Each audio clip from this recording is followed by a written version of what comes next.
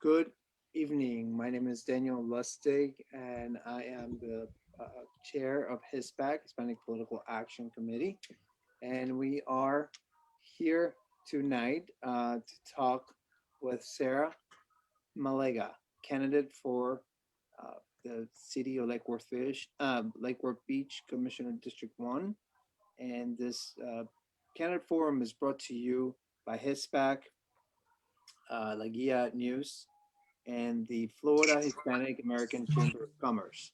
So, having introduced the entities, I'm going to introduce the candidate, which is Sarah Malega. Can you please introduce yourself? Hi, Sarah Malega. I'm running for Lake Worth Beach City Commission District 1. I did run in 2018 and I came up 243 votes short. I'm running again this year against the same long-term incumbent, local business owner, wife, foster parent, and very involved community activist. Great. And Ms. Malega, we're gonna have some questions for you. Yes, So I'm gonna start. I'm gonna yield the floor to Mirta Loasis, and she's here with La Guia News. Okay. Ms. Loasis. Thank you so much, Ms. Malega, for being here tonight with us. My question is this: what involvements did you have now or in the past with the Hispanic community? I have been a standing member with the Democratic Hispanic Caucus in Palm Beach for 5 years. Hold on. Oh, can you hear me? I have worked with the city when we had the bond that came up about 3 years ago. I had the city print the flyer that went out in Spanish and in Creole, and I took volunteers and we went door to door to educate the community on why passing the bond in our neighborhood was so important. I actually live in the Hispanic community in Lake Worth. I live at 4th Avenue South and South E. I moved here because I love the sense of culture. I will tell you that I've been involved with the Guatemala Maya Center, even though people think they just serve the Guatemala Mayan community, they actually serve a very large influx of Latin community as well as Creole. I did a back to school book drive with them for 3 years. I've also done a food drive with them for the Thanksgiving food drive. I've been very active in my community as the president of Royal Poinciana Neighborhood Association. We had, I had written a grant and we had yard signs made up that publicized when our meeting was and when bulk garbage day was. I had those also printed in Spanish and Creole, so we would reach all of the community members and not leave anybody out. When I did door hangers or door flyers for my last campaign, I did it in Spanish and in English, so I made sure that everyone felt inclusive. I'm very much for anybody who feels that they don't have a contact in my community. They will knock on my door and have me help them to figure out what they need and how to get through the channels at City Hall. Great. Thank you so much. Thank you for having me. Thank you. Next up, we have Veronica Vidal. And Ms. Vidal, do you have any question for a candidate commissioner for Commissioner Sit number 1 from Lake Worth Beach, Sarah Malega? Hello, can you hear me? I'm sorry, I'm driving. Yes. Okay. Yes, I do. Miss Sarah, hi, how are you? Good. I'm listening that you are a business owner. What will be your approach for the small business, for the Latino business that I think you have a lot? What will be your approach to help the Latino business owners, to small business owners, to recovery from the COVID-19 recession? Well, that's a great question. I own the Zoo Gym in downtown Lake Worth, and we were mandated closed. I will tell you that this city has done nothing when it comes to helping any small business owners. First thing I want to do is make sure that we get our rates from our utility in parity, because right now the small businesses are what's helping this city get wealthy. Our rates are too high, our fuel charges are too high. Another thing that I would like to do is the utility bill always comes with a community newsletter. That always comes in English. I would like to get it done in Spanish and then Creole, because if we're taking money from people who may not have English as their first language to pay their bill, then we should be communicating with what's going on in the city. So I think there's a real disconnect between City Hall and the Community Redevelopment Agency to the surrounding businesses. The Community Redevelopment Agency sits within the heart of the Hispanic community in downtown Lake Worth. And yet everything on their website is in English. To have a liaison that works directly with the small businesses in the Latin community is important to me, because otherwise, how do they know what grants are available? How do we know, the funding that's available unless we have somebody who's directly reaching out to those small business owners? Okay, thank you. You're welcome. Thank you for the question. Thank you very much. And next, I'm gonna have Sam Roman from Malega News. Hi, Ms. Malega. Thank you for for being here with us this afternoon. I know that it takes a lot of time when he's running a campaign. I just have one quick question for you. Do you have the time that it takes to serve as city commissioner? Yes, I do. I'm successfully self-employed, so therefore I dictate my own schedule. I will put the residents and the business owners first in this city. And unlike my opponent, who missed more than 25% of the yearly meetings, budget workshops, and meetings with the school board, which are important, I make my own schedule, and I will continue to put the residents and the business owners first. I have served on a multitude of boards, and every time I make a commitment, such as the Healthier Lake Worth Beach, the steering committee, I committed to that almost 6 years ago. And I'm one of the founding members that's still involved in that. And I am now the sponsorship review chair. When I make a commitment, I follow through. I'm a foster parent, as I mentioned, and we had one son for 28 months, which is that's a very long time in the foster care world.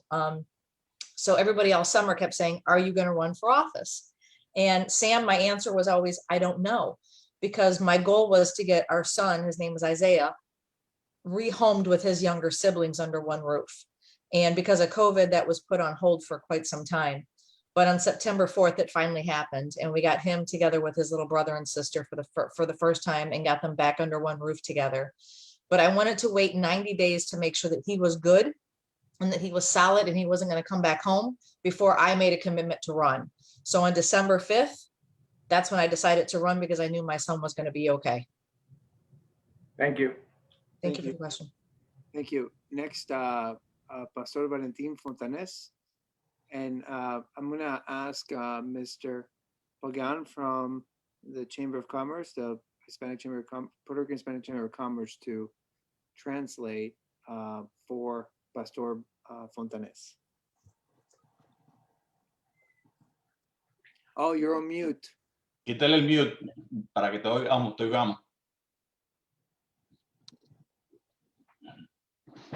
Ok, ¿ahora? Ahora sí. Ok. Quería preguntarle dos cositas. La primera pregunta es la siguiente. Veo que la ciudad la está mejorando en muchos sectores, pero en la parte de las Lucerns y las 6, entre la calle B y F, que son los sectores de las comunidades hispanas, veo que ese sector está olvidado, las carreteras no se arreglan. Está complicado esa zona, he ido varias veces y veo que está muy abandonado esa zona. ¿Qué usted haría como comisionada para mejorar esta zona, que es grupos hispanos mayormente los que viven ahí? Y la segunda pregunta... Páralo ahí. It's a lot. Oh, he wanted to keep talking, so I'm going to say, wait a minute, stop it. Yes. The first question was about, okay, there's a section between Lucerne and 6th Avenue, and then there was a BIF, no? Yeah, de la B a la F. From B to F, the streets, that is mostly Hispanic, that's a very deteriorated area, and no assistance, no help, nothing is being done for them. How are you going to approach that? What are you going to do? That's my neighborhood. I live at 4th and E. So I live between B and F and Lucerne and 6th. I live right in the middle. We have had new roads that were just done. So F and E were just repaved.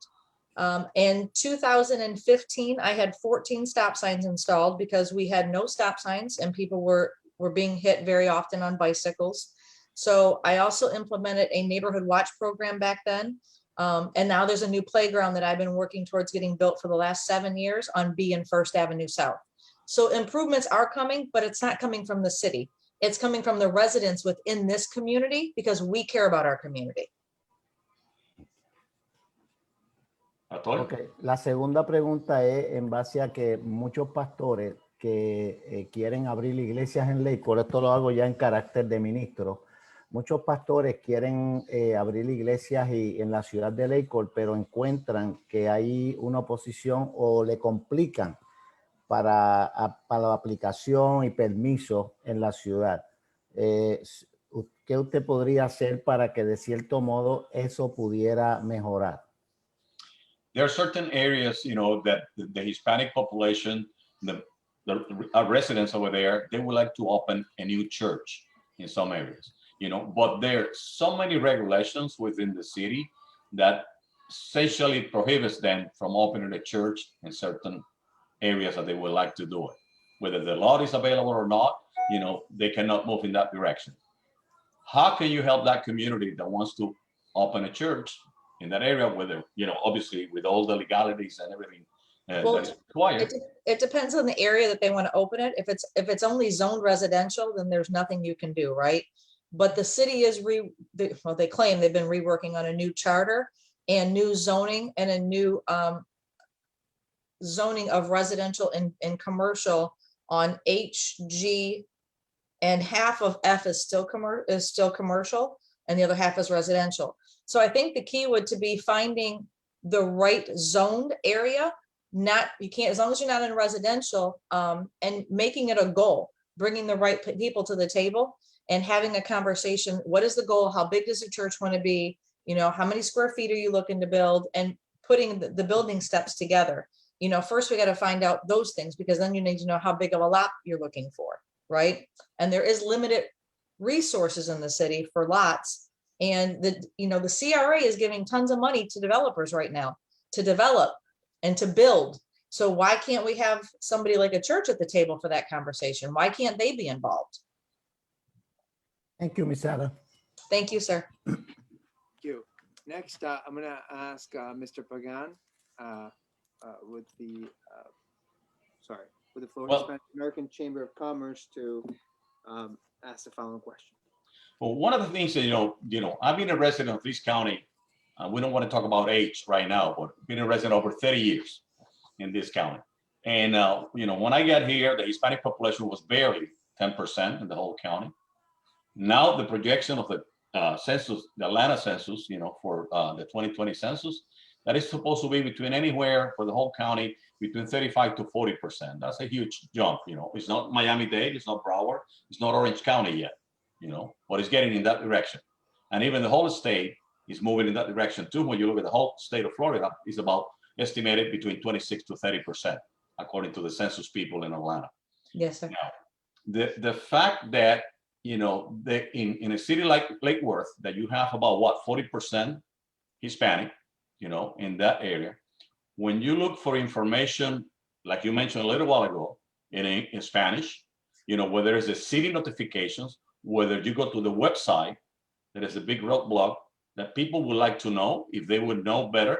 And whether we like it or not, the fact in the old sayings, because, I remember that when I moved to this country, I was a Vietnam vet.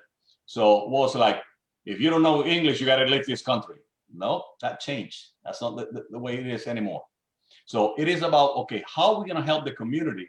Because also the politicians, when they want to attract those who are able to exercise their rights to vote and all that, they come with all the goodies, oh yes, I love you, I love you, I love you. Once they get elected, I don't care who you are.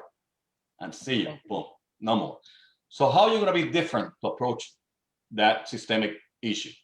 Well, I think it's the same thing I've been doing. So when I moved into this neighborhood, like I said, I moved into where I live on purpose. I like the sense of culture. I like the community. I have a Puerto Rican. My neighbor behind me is Millie. I have 2 doors down. I have a Mexican lady. I have Dominican people in my community. So, and, Guatemalan and Honduran, and we have a good mix of people. And building the sense of community and the sense of trust is first, right?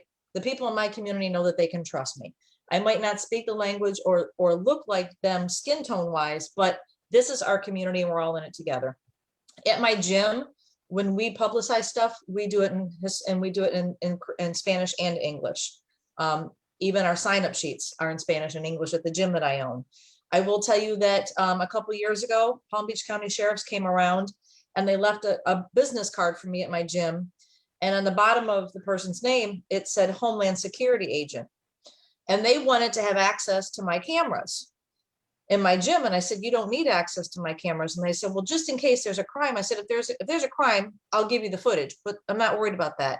And that was because they know that at night, I run about 25% Latin community in my gym all the time. The members of this community feel safe in my gym. They know that they can come there, they can pay their money, they're in a safe space. So that's first and foremost. As a business owner, I've always done that. As a community leader, I've told you, I've gotten things publicized in English and Spanish in any communication that we've put out as a neighborhood association.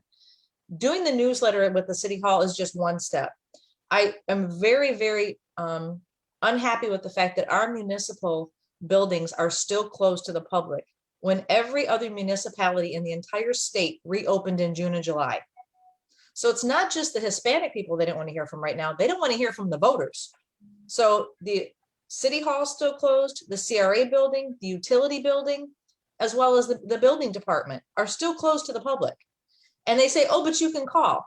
I tried calling and I got passed around to 6 different extensions just to get hung up on.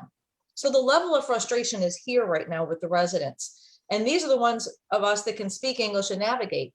I'm also very unhappy with the fact that our buildings are so separated within this city, right? So if you want to go to the building department, you got to go to Detroit Street. If you want utilities, you have to know which building is the utility department in order to find it. And it's not, there's nothing collective together. So I think that that's done on purpose. I don't like the fact that they have outsourced our call center to California for the utility department. So now people can't even walk in and have a conversation on how to get their utilities turned on. You have to call a phone number that takes you to California. So there's been a huge disconnect in the city with the current dais on what makes Lake Worth a small community and a successful community. And to me, that's all of the culture. We celebrate Day of the Dead in my neighborhood, and it's one of the best festivals that we have. If you ask around, I'm very well known for standing up for and giving a hand up, not a handout. I believe in helping everybody within the community achieve their goals together because that's what makes us better. I just don't think that we need the same leadership that we have now, because they are the ones who are encouraging the separation and segregation. We had the opportunity 3 years ago to have city issued IDs in this city, and the current dais said absolutely not. Those people don't need issued IDs if they want to get them. And these are the words that they use. And I'm like, so right now in this community, the people who come in and cause harm to my community, my neighbors, are from Miami, Riviera Beach, Boynton Beach. They come into Lake Worth, these criminals, they find hardworking people who have money on them. They commit crimes, they rob them, they stab them, they beat them up, they leave them in the alleys. And you're telling me that we can't give these people an ID, give my neighbors an ID, so if something happens to them, we know who they are? Number one, it helps combat crime because then my neighbors could open a bank account. Number two, it gives them a sense of pride and a sense of self-worth to say, this is me, right? And when we have incidents and issues, just for the EMS and the fire and police to be able to pull an ID off of somebody if they're knocked out, if they're unconscious, so they can find out who this person is and get them help and render them aid. To me, that's just inhumane that the current dais wouldn't even have a conversation about it. It just, to me, tells you how little they think of people that don't look like them and speak like them. Another question. You said the last time you lost by 243 votes. When you look at the analysis of your whole, the segment of the residents in Lake Worth who voted for you, what percent of those residents who voted in your favor were Hispanics, which were African Americans, which were gringos or Anglos? So, I'm going to tell you what's funny is I actually lost in a lot of the white neighborhoods, like College Park. I lost big, which I'm okay with. I don't remember my exact numbers, but I will tell you on the Hispanic, Creole, Jamaican, we ran almost 53%. So the gringos I got votes for, but I showed up and showed off in other areas of the city. I have my map back there, which is this map of the city. Right. And the areas that people thought that, that I should have performed well in because I'm a business owner and I'm involved with communities, is actually where one of the areas that Mr. Maxwell is at tonight, fundraising. So maybe that's why he beat me in those areas, because that's where he does his fundraising. I don't know. But I go door to door. I speak to every voter. I've been doing this. These are my walk lists. I have 3 Spanish people that come with me or that are out on their own. I have Javier, I have Anne, and Diane who are out, and 2 of them speak 2 languages and 1 of them speaks 3. I also have a Creole translator on my team. Carmel speaks 5 languages actually, and she does it very well. So I have good support from all within the community and representing me on every facet. And that's how I was able to reach voters who, and I actually walked somebody outside one day in front of my house in 2018. And they said, but your neighbors can't vote. I said, stand right here in the middle of the street. I said, and I'm going to walk you around every house around me. And I went door for door. And I said, this is their name. This is their background, and they're a homeowner. So don't tell me they can't vote. And they were shocked that out of 9 homes, I had 1 that has a resident card and couldn't vote. I said, so don't judge by the way and where we live, and that's what a lot of the people who run, they don't come in my neighborhood. I've never had 1 candidate knock on my door since 2012. And I'm a gringo. I live in the middle of it. Not 1 person has ever knocked on this door. So it shows how is your relationship with the mayor? with Pam. Yep. I've supported Pam for the last 3 elections. Pam and I we see eye to eye on a lot of things. When the bond failed originally, when they went for 60 million a couple years ago, they sent this huge flyer. I mean, the flyer was huge. It was 13 by 13 or something, and it was all in English. And I walked into Pam's office and I said, do you really want this bond to pass? And she said, of course I do. I said, then you can't send this, and I called it something, to my neighborhood. I said, because nobody is going to understand this. I said, so if we're going to get this bond passed, because my neighbors need new streets and new sidewalks, I said, I want it printed in English, Spanish, and Creole. And I said, I will get the team and we will go door to door with the translators, and we will make sure that my community is educated on why we need this bond. But if you really want it to pass, you don't just send out a piece of paper with a bunch of English words on it and dollar amounts and think that it's going to pass.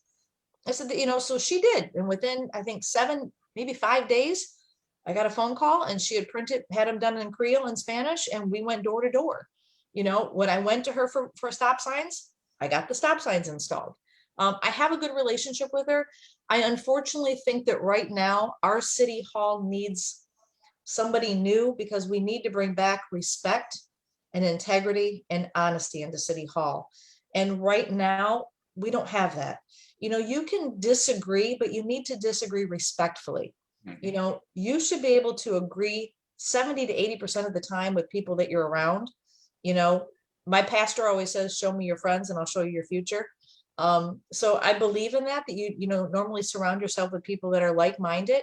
But on that 20 to 30%, Juan, it's important that you can respectfully disagree, but come to a common solution that benefits all the business owners and the residents, and do it respectfully.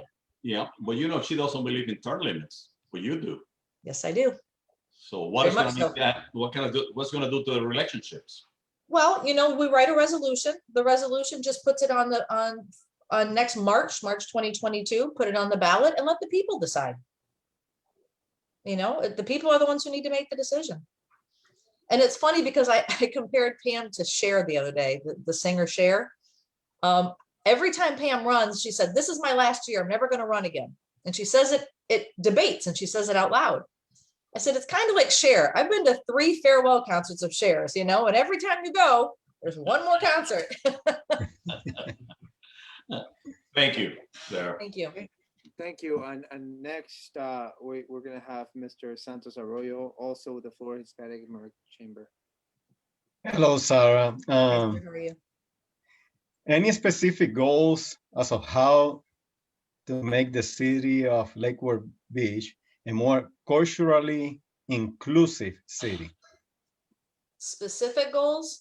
Yes. The first thing that I would like to do, because of timing, PBSO, who I support and I love, and I have a ton of clients who are officers, they're up for a new contract in September of this year. And while we do pay $13.8 million to PBSO, I think before the next contract is signed, we need to go over the budget and make it mandatory that any sheriff in our city limits wears a body camera. And that's because our city has so many back alleys, and that the majority of my community, I'll speak for mine, my community are either walking or on a bicycle. So they use the alleyways because that's what they're for. And we don't have bike lanes on the streets, which makes it unsafe. The fear factor of somebody being approached in an alley by an officer, or an officer being approached by somebody who means ill will to the officer, and them not having a body camera on them, it blows my mind that we haven't had it done yet. It protects the residents, it protects the officers in the city. And currently PBSO only has a dash cam in their car. Once they leave their car, they have an audio microphone on, and that's it.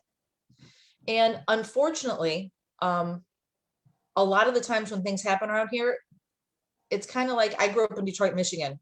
To somebody who's not from or around African-American people, their description is often the same, right?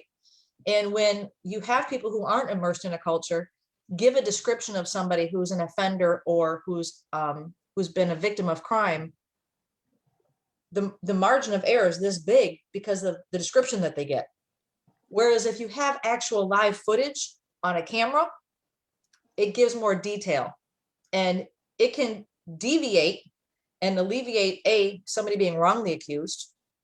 You know, in 2017 in October, I had a young 16-year-old kid killed and stabbed riding his bicycle at the end of my driveway. And I'm not going to cry, but when I came outside that morning, it was about 6 o'clock, and I said to the officer, "What's going on?" There was caution tape all around my cars. He said, "You can't come any further."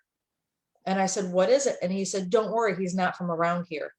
I said, "A young kid riding a bicycle in my alley on a Sunday morning, he is from around here. I don't care what color his skin is." And I was really angry about it. And the biggest thing for me is that PBSO has a gag order on our city, meaning they are the only ones that can talk to the media and give the narrative on what happens in our city. So that poor young kid who was killed at 6 a.m., do you know when the news talked about it? Was 7 o'clock at night. When the mess was cleaned up, when there was no humanity factor tied in, right? So there was no name because he was 16, he was protected. But I'm so tired of hearing another young death or another young person or another Black person killed in Lake Worth or another person of color. I really want to change that narrative. My father was murdered when I was 12 years old. I take crime extremely personal. And to me, anything that we can do to protect the residents in this city, that is the smallest but the biggest change that we're going to see, I think, is making PBSO wear body cameras, deepen their community policing, get our officers to spend time in the districts building relationships with the residents, and having PBSO stop using us as a training ground. I want officers who want to come here, like Benito Gaspar. I love Benito. Benito Gaspar is amazing. He cares about our community. He's engulfed in the community. He goes to the schools. He talks to the young kids. And the more community police that we can get to make a commitment to Lake Worth and make Lake Worth their lifetime home as an officer, I think that we're gonna make a huge bridge between community and trusting the police, which is also going to help combat crime. Thank you. Thank you. And last but not least, I'll ask you a question. You know, and I think I'm gonna sort of bring up Mr. Pagan's question concerning politicians getting support. Maybe it was Mr. Roman. I can't recall who asked that question. But you know, one thing that I would like to make sure is that whoever we give our endorsement